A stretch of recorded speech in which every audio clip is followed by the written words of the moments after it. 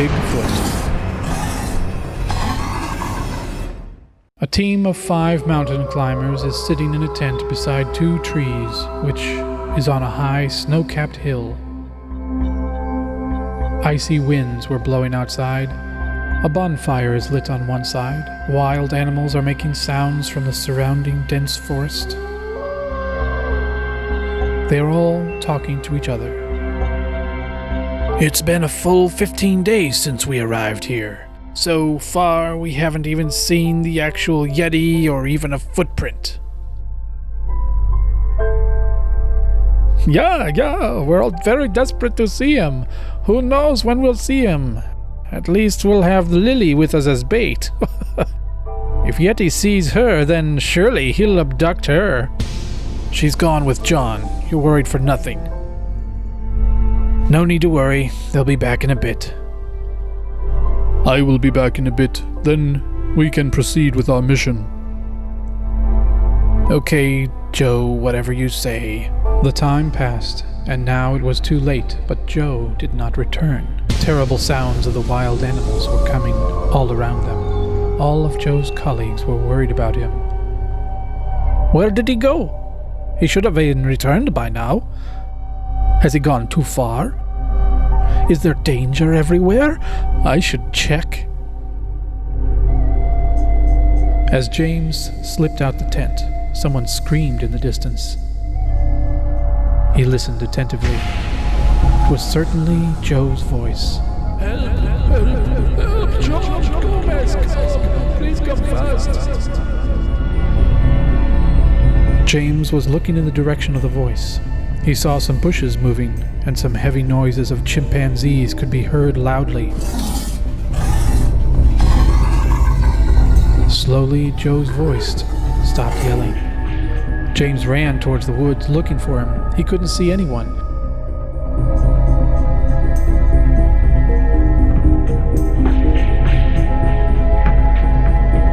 But he found a path leading to the mountain.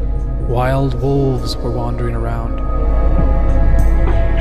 He saw some big footprints. He started watching closely. They were footprints of someone's very, very big feet. Suddenly, James shouted out loudly, Joe! Joe, where are you? Gomez! John! Come fast! After a while, Gomez, as well as John and Lily, came running. What's the matter, James? Why did you scream? Where is Joe? There's no trace of Joe. He came this way, and now I didn't know where he went. I heard his scream. Some bushes were also shaking here, and after that, I came here and nobody was here. Look at this, someone's long, large footprints. These are very big footprints. It might be the footprints of a Yeti. How could Joe have gotten himself into trouble? Yeah, that was my job. But he's funny. Do Yetis like funny guys? This is no time for jokes. We need to track him down. Let's go. Identify the footprints. They all stepped forward, looking at the footprints. It was snowing heavily. They came to the mountain. A lot of snow had accumulated. They were all calling out Joe's name. Their voices bounced off the mountain and echoed back. In the distance, they saw a long shadow near a pond.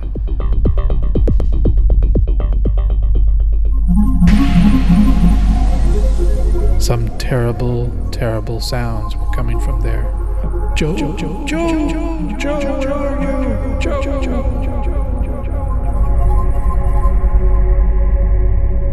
Joe, Joe, where are you?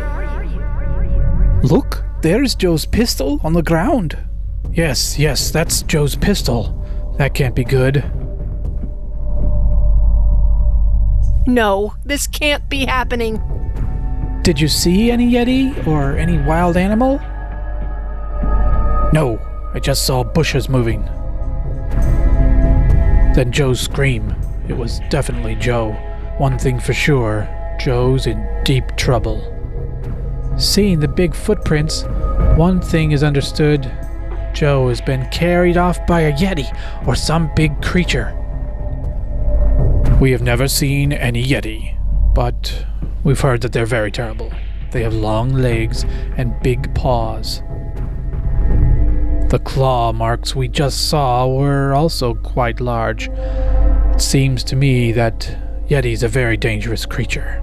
He's taken one of our dear companions, and now that it's night, we should get back to our campfire, or we might be next. We can go look for Joe in the morning, once we can see better. God, watch out for Joe.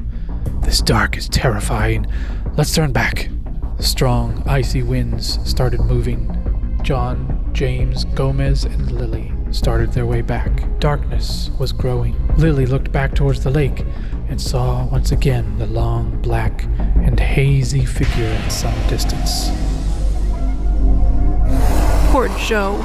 Don't know in what condition he is. God, please protect him. We have to start searching for him tomorrow at first light, no matter what. They all returned to their tents.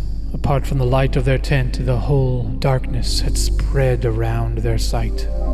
The sounds of some wild dogs were coming from far away. They were all missing their friend Joe, and sleep would not come. They were just too scared. John got up from the bed to pee and started going outside his tent. Careful, John, don't go too far. Wait, I have to go. I will also come with you. Thanks, my friend. I'm just gonna stay close to this tent. I won't be long. The Freddy Yeti won't get me. Don't even speak that name that I just said. He's made one of our dear companions disappear. A short while later, John's voice yelled out, "Oh no, this is terrible! John, what happened?" Don't worry, I'm fine, but that poor lamb is very unfortunate." "What happened to the lamb?" "That huge python swallowed it. Such a terrible python he is." "First Yetis, now pythons? There's danger all around here." They both hurried inside, and then the two started talking. John pulled out the brochure for his mountain hike. "Look there in the fine, small print. It says there are pythons, yetis, wild dogs, and poisonous hummingbirds." "What? This is like a death trap. Every animal is just trying to catch us and kill us." "Come on, Lily, join us. Sounds like you're not asleep either." Sleep is hard to find on a night like this. Look at James, tossing and turning in his sleep. "I'm not asleep, just waiting for dawn. We won't get good sleep until we find Joe." The four friends quietly talked as they waited for light outside. Not far away, a fierce chirping sound of a chimpanzee was heard near the bushes. There was also the sound of wild dogs. Bushes were shaking. "Okay, be alert. No one goes out alone. Looks like Yeti is back again. That shadow behind the bushes. It would mean certain death to anyone who goes out there." Suddenly, a wild pig roared in pain and squealed abruptly to silence. Then, dozens of dogs howled in the distance, and the chimpanzee's terrible chatter reemerged. "Is that the voice of the Yeti? It has the same sound as a chimpanzee, but in a very high pitch. We have heard his voice, but it is not right to take a risk seeing him." You're right. Going near him will be like to stare directly into the eyes of death. After some time, there was utter silence everywhere. Early sun rays were touching the ground.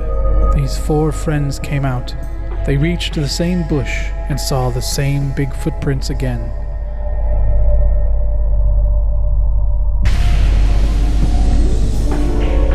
They continued their search for their partner Joe. They searched for him all around, but failed to find anything.